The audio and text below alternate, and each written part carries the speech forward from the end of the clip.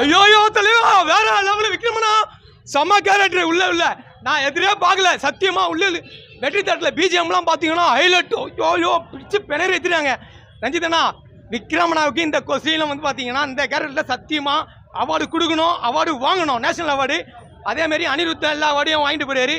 ரொம்ப ரொம்ப தப்பு தலைவா. விட்டு குத்துறேன் ஜிவி பிரகாஷ்க்கு சொல்கிறேன் அவார்டை தலைவா. இந்த வருஷம் முதல் வருஷத்தில் சத்தியமாக ஜிவி பிரகாஷ்க்கு முதல் அவார்டு நேஷனல் அவார்டு இல்லாமல் எல்லா அவார்டையும் என் தலைவனுக்காக கொடுத்துருவோம்.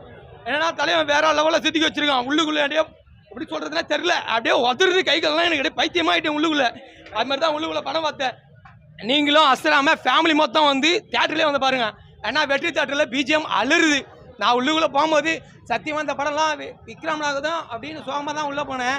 பைத்தியம் மாரி உள்ளே போகும்போது வெளியெல்லாம் பூஸ்ட் பம்ப்ஸ்லாம் வேற லெவலு. ஏன்னா மாளவிகாக்கா உங்களை பார்த்தோன்னே அப்படியே மடங்கி கீழே வீண்டுங்க.